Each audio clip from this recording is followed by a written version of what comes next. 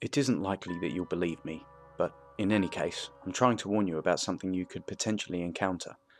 My conscience is clear, and now it is your responsibility to decide whether or not to heed this warning. It began for me as it must have begun for others, in a dark place, both literally and figuratively. It was a typical Friday evening by the typical middle schooler's standards. I'd gotten off the bus and raced past my father, a young man on a mission to reach his Xbox. Before long, I was seated in the basement of our home.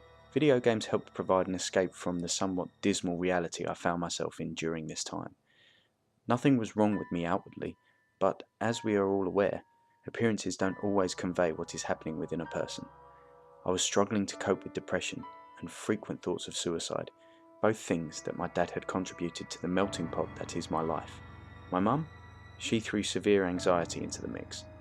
I love both of my parents dearly, but these weren't exactly the kinds of gifts that I enjoyed receiving.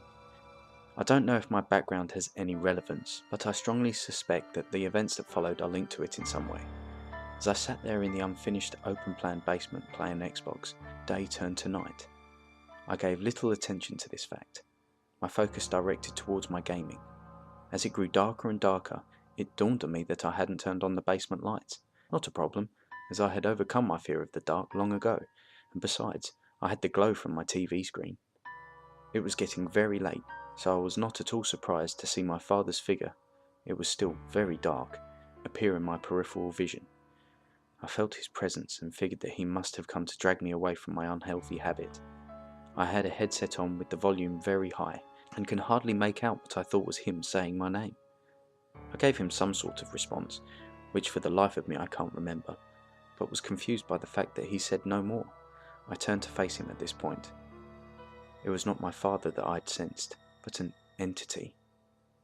For what must have been a fraction of a second, I saw what is best described as a three-dimensional shadow, something that wasn't quite translucent and that appeared to occupy space.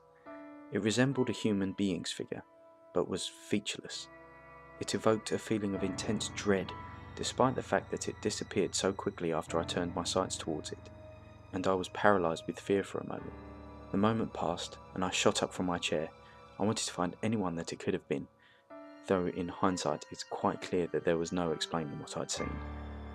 I dashed up the stairs urgently, more than a bit unsettled, and found an empty, still house, with all of the lights turned out. My entire family was asleep, 2 stories up from where it had happened. About 2 years passed, and I ended up telling no one about this incident, thinking they'd find it laughable.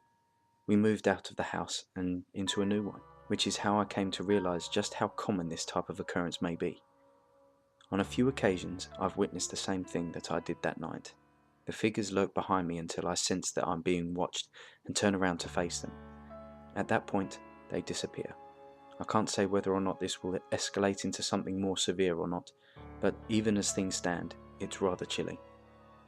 I say fear of the dark because not one of us is truly afraid of the dark itself. Though we are young when we begin to express this fear, we have already realised that we cannot tell what occupies the blackness around us. This uncertainty is what gives rise to our trepidation. But the question is no longer whether or not something inhabits the shadows. Instead, we should be asking ourselves what inhabits them.